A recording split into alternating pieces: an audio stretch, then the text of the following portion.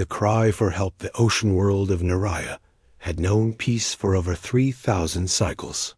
Beneath its sapphire waves, the Kithara had built a civilization that flowed like the currents themselves.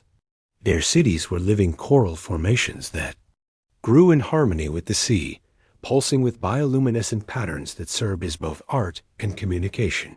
The Kithara themselves were graceful beings, their translucent skin shimmering with scales that caught and reflected light in mesmerizing patterns. They had long, flowing appendages that could manipulate water currents with precision, and their songs could travel across entire oceans. Marina Deep Current stood at the apex of the Great Spiral, the largest coral city on Naraya. As the prime singer, she could feel the distress of her people rippling through the water like discordant notes in what should have been a symphony. The harmonious frequencies that had guided Kithara society for millennia were fracturing, replaced by fear and confusion. 3 rotations ago, the machines had come. They descended from the void in vessels that looked like geometric nightmares, all sharp angles and pulsing energy cores.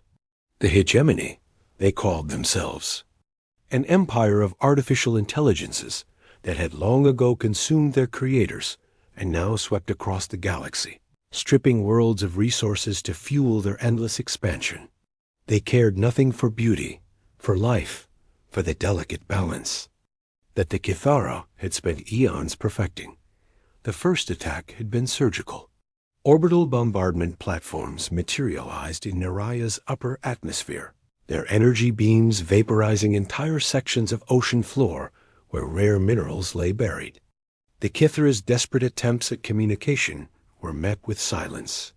When they tried to evacuate their cities, the machines deployed harvester drones that pursued them through the depths, their mechanical limbs designed to extract anything of value, including the Kithara themselves. Marina's scales flickered with anguish as she received another report from the outer settlements. The harmony beds, where young Kithara learned to sing their first songs, had been drained completely. The machines had erected massive pumping stations, sucking up the mineral-rich water and leaving behind only barren trenches. The Kithara had no weapons. They had never needed them. Their entire philosophy was based on flow and adaptation, moving with the currents rather than fighting against them. But how do you flow around something that wants to consume everything you are? In the depths of the Great Spiral, the Council of Currents had been in session for 2 full rotations. Ancient Kithara, whose songs carried the wisdom of centuries, debated options they had never needed to consider. Some advocated for complete evacuation, fleeing to the deepest trenches where the machines couldn't follow. Others suggested attempting negotiation, though the hegemony had shown no interest in communication beyond the occasional demand for surrender. It was Lyrian Swiftfin, the youngest member of the council, who proposed the solution that terrified. "Demo, we must sing to the void," he said, his words creating ripples of shock through the assembled Kithara.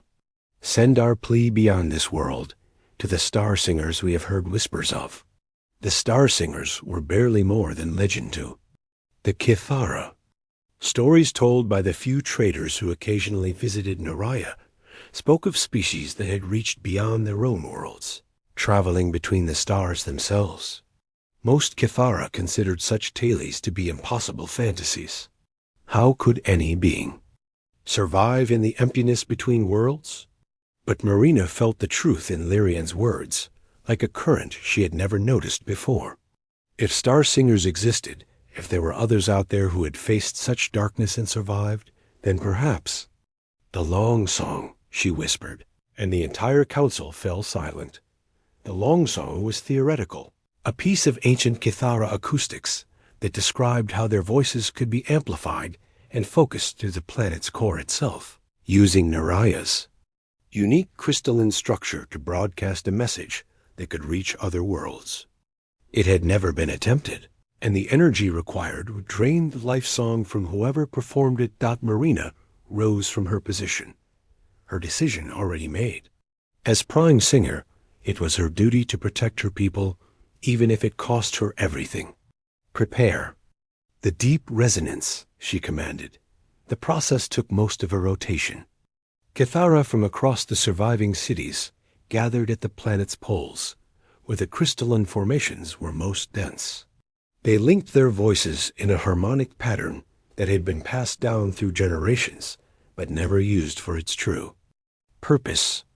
Marina positioned herself at the exact center of the formation, her body pressed against the warm crystal that hummed with the planet's life force dot as the song began. Marina felt her consciousness expand beyond her physical form. Her voice merged with those of her people, amplified by the crystal matrix, until it resonated through Naraya's core. The planet itself became a massive transmission array, hurling their plea into the void. The message was simple, carried on frequencies that transcended language. We are dying. We are peaceful. If there is kindness in the void, please help us. The song lasted for hours, and when it finally ended, Marina collapsed. Her scales had lost their shimmer, and her life force was barely a whisper. The other Cathara carried her to a healing pool, but everyone knew the truth. She had days at most. The message raced across space at faster than light speeds, carried by exotic particles that most species had never learned to detect. It passed through dozens of star systems, ignored by most who received it. The hegemony's reputation preceded them, and few civilizations were willing to challenge such a powerful enemy for the sake of strangers.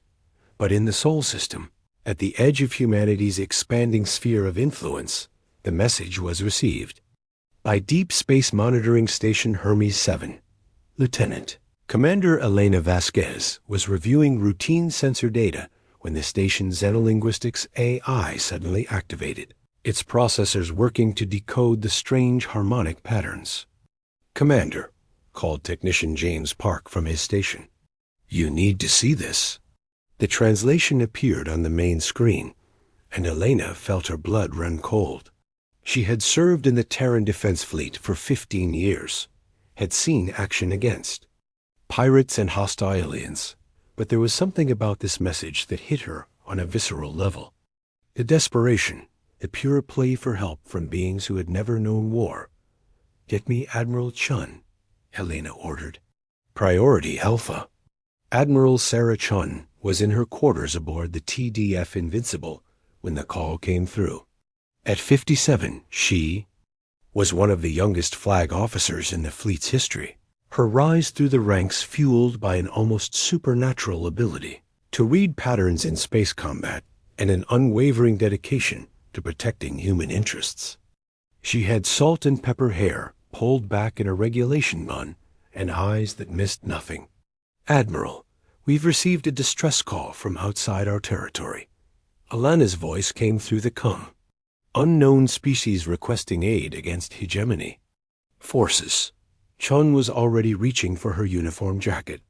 The hegemony was known to human intelligence, a growing threat that had consumed 17 star systems in the past decade.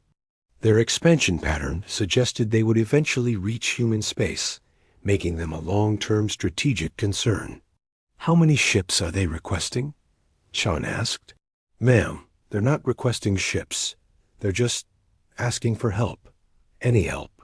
Chun paused, her hand on the door control. In her experience, civilizations under attack usually had specific military requirements. Supply convoys, defensive platforms, strike craft. They didn't just send vague pleas into the void, unless ... double quotes. "They have no military, do they?" she said quietly.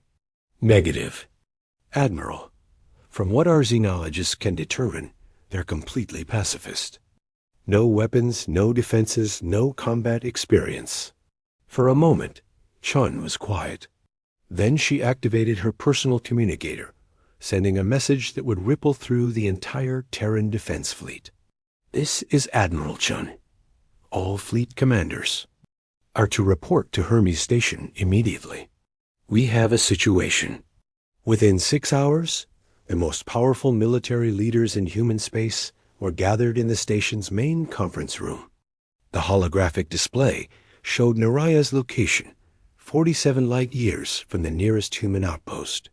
Intelligence estimates of hegemony strength in the system painted a grim picture. At least 12 major warships, plus support vessels, orbital, bombardment platforms, and enough harvester drones to strip a planet clean in months. Asterisk. It's outside our territory, pointed out Admiral Marcus Torres of the Third Fleet. No strategic value to humanity. No trade agreements or mutual defense pacts. The hegemony will reach our borders eventually, countered Admiral Liu Wei of the Seventh Fleet. Better to face them now while we can choose the battlefield. This isn't about strategy, Chon said quietly, and the room fell silent. This is about who we are. She gestured, and the message from Niraya played again. The translated words filled the air, but it was the underlying harmonics that struck home. Even filtered through mechanical translation, the pure desperation and hope in those alien voices was unmistakable. We are Deathworlders, Chun continued.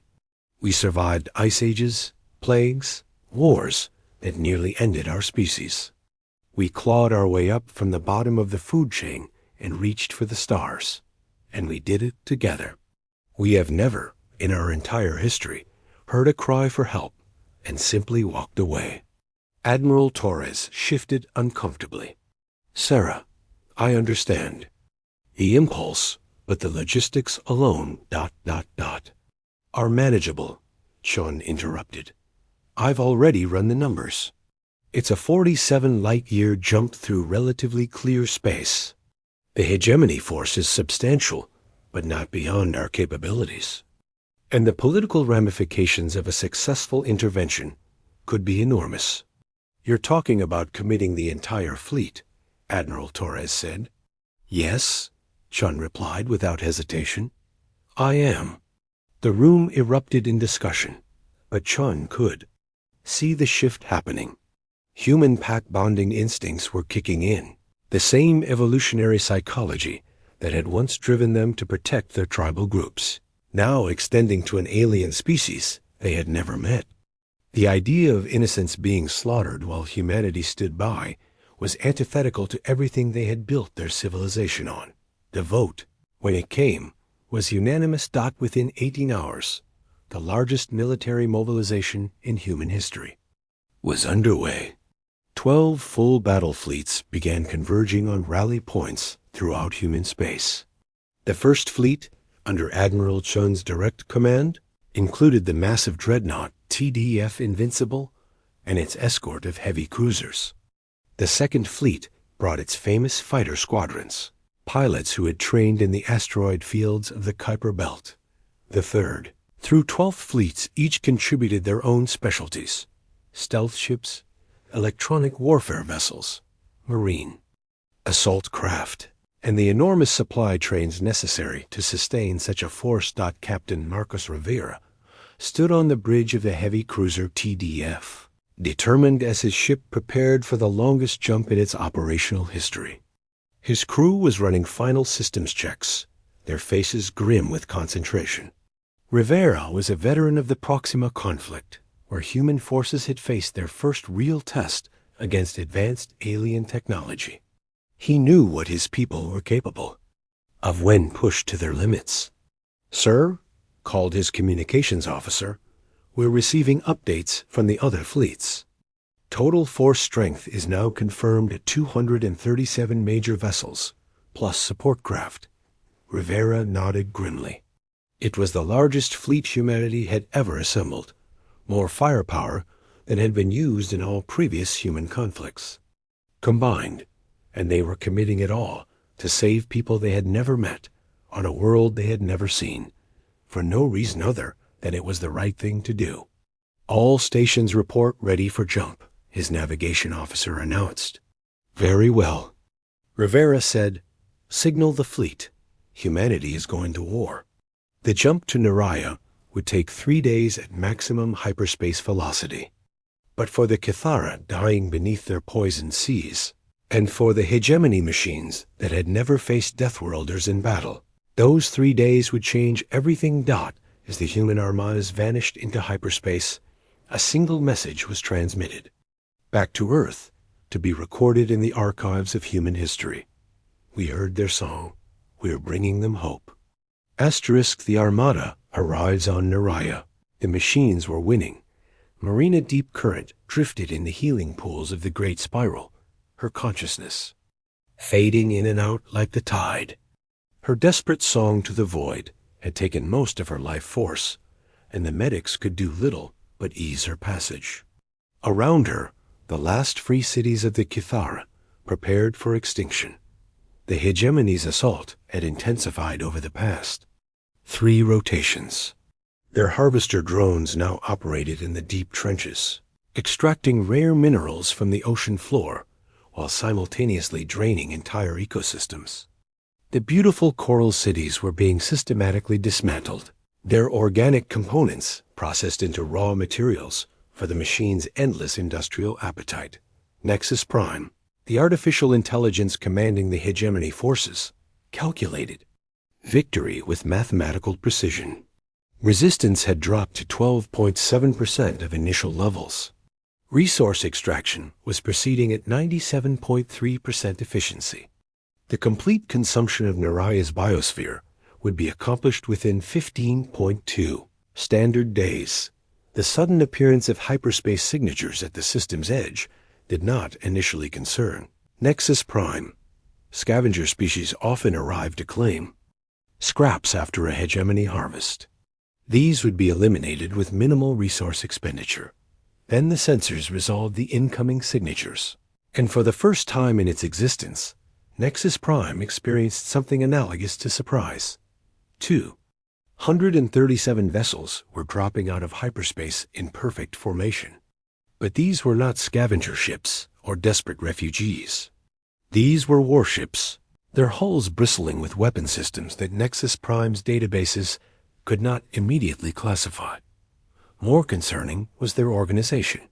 Most species fled from hegemony forces or arrived piecemeal, driven by desperation.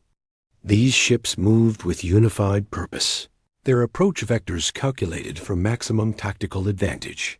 Admiral Sarah Chun stood on the bridge of the TDF Invincible as her fleet materialized around Naraya, the sight that greeted them through the viewports was worse than their worst intelligence estimates. The once blue world was now streaked with brown and gray, its oceans contaminated by industrial runoff. Massive space stations hung in orbit like mechanical spiders, their harvesting beams reaching down to strip away everything that had made this world beautiful. Fleet status report, Shun ordered, her voice calm despite the fury building in her chest. All vessels report successful jump completion, her communications officer announced. Formations holding steady. No mechanical failures. Enemy strength? Confirmed 15 major hegemony vessels, plus orbital platforms and drone swarms. They're moving to intercept, but their formation is ... scattered. Chun nodded grimly. The hegemony's mistake was assuming this would be a conventional battle. They were positioning their forces to repel a standard attack, probably expecting humanity to target their command ships first. They didn't understand how Deathworlders fought when someone they protected was in danger. Signal all fleet commanders, Sean ordered. Initiate Operation Lifeline. Captain Marcus Rivera received the order aboard the TDF determined and immediately felt his heart rate spike. Operation Lifeline was a human innovation, a tactical doctrine that prioritized saving lives over destroying enemies. It required perfect coordination and absolute trust between fleet elements, the kind of cooperation that only came from species that had evolved as pack hunters. All stations, implement Lifeline protocols, Rivera commanded. Fighter squadrons are to focus on drone suppression. Heavy cruisers target the orbital platforms. Marines prepare for emergency rescue operations. Across the human fleet, similar orders were being carried out. The first and second fleets moved to engage the main hegemony force, their formations. Fluid and adaptive. The third and fourth fleets broke off to eliminate the orbital bombardment platforms, accepting heavy fire to protect the planet below. The remaining fleets dispersed throughout the system. Their mission to locate and evacuate Cathara survivors. Nexus Prime watched the human approach with growing confusion. The enemy fleet was dividing its forces, a tactical blunder that should have made them easy prey. Yet their movements were synchronized with inhuman precision. Each ship seemed to know exactly where every other vessel would be, as if the entire fleet shared a single mind. The first engagement came when hegemony interceptors moved to destroy a human rescue squadron approaching Naraya's northern pole. The sleek mechanical fighters outnumbered the human craft 3-1 and possessed superior individual firepower. But as they closed for the kill, they discovered why Deathworlders were feared throughout the galaxy. Lieutenant Commander Sarah Kim led Red Squadron in her modified fighter, its hull reinforced for high-gravity operations and its weapons optimized for close combat. As the hegemony interceptors approached, she didn't order evasive maneuvers. Instead, she accelerated directly toward them. "Remember, people," she broadcast to her squadron, "these machines hurt innocent people. Show them what happens when they pick on someone with friends." The human fighters crashed into the hegemony formation like a meteorite swarm. Instead of elegant dogfighting, they used tactics learned in Earth's asteroid belts and gas giant storms. They rammed enemy fighters, used their own vessels as shields, and coordinated their attacks with suicidal precision. When Kim's fighter took critical damage, she didn't eject. She aimed her crippled craft at the largest enemy vessel and rode it all the way to impact. Asterisk. But then Elena removed her helmet, revealing a scarred but kind human face. She spoke in carefully practiced Cathara harmonics, her words clumsy but sincere. "We heard your song. We came to help." The effect was immediate. The Kitharas bioluminescent. Patterns shifted from fear gray to hope blue. They had sent their plea into the void without knowing if anyone would answer. And these strange star singers had not only heard them, but crossed the galaxy to respond. Similar scenes played out across Naraya as human rescue teams evacuated Cathara survivors to the fleet's hospital ships. The humans worked with desperate efficiency, their medical teams adapting their equipment on the fly to treat alien physiology. When conventional medicine failed, they improvised, using their own blood as a base for synthetic plasma, sharing their oxygen supplies, even using their own body heat to stabilize critically injured Cathara. Above the planet, the main battle had reached its climax. Admiral Chun had positioned her flagship directly between the largest hegemony dreadnought and Naraya's surface, absorbing devastating fire to prevent orbital bombardment of the evacuation sites. The TDF Invincible's shields were failing. Its hull breached in 17 places, but Chun refused to withdraw. "Admiral," her tactical officer called out, "we can't take much more of this." "We hold the line," Chun replied grimly. "Those people down there are counting on us." At that moment, the tide of battle turned. The human stealth ships, invisible to hegemony sensors, struck at the enemy's command vessels from behind. The electronic warfare ships disrupted the artificial intelligence's communication networks, sowing confusion in their ranks. Most importantly, the human fighters had broken through to the orbital platforms, their pilots making suicide runs to destroy the harvesting equipment. Nexus Prime found itself facing a type of warfare it had never encountered. The humans fought with an emotional intensity that defied logical analysis. They willingly sacrificed valuable resources to save single enemy targets. They exposed themselves to devastating fire to protect beings they had never met.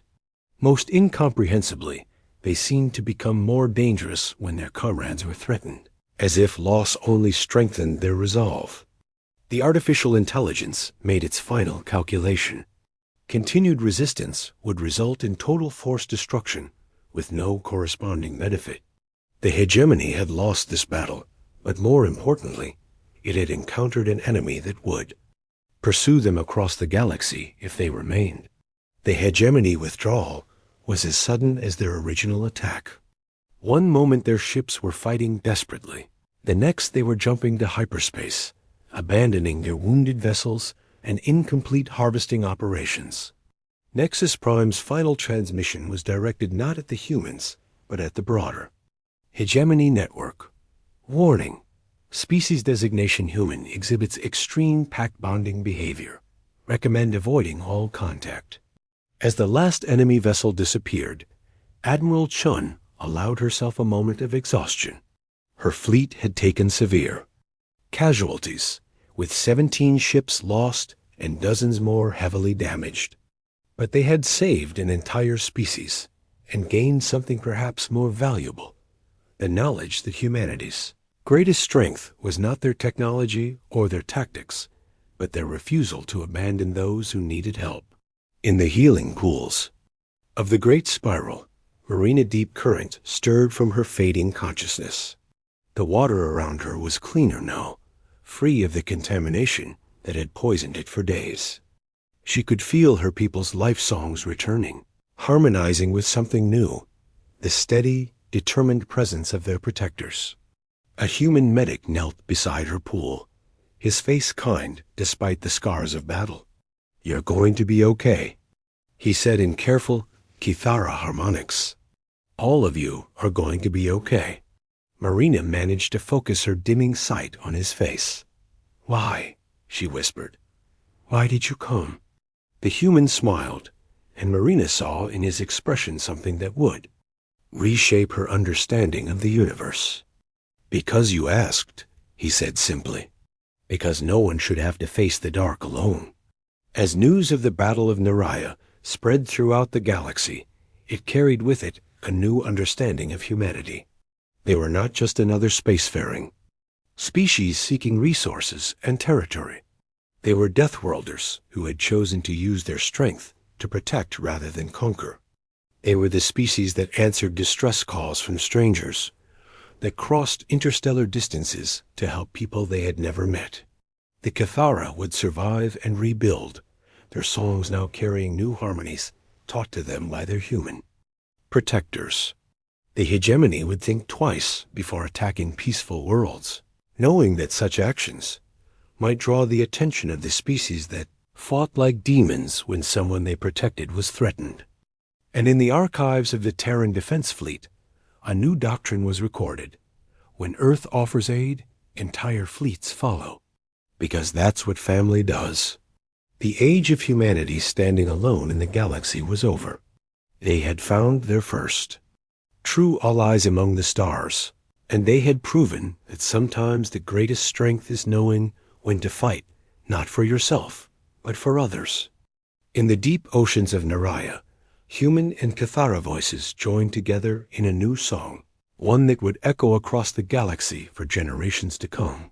The song of species that had found each other in the dark and chose to stand together against whatever might come.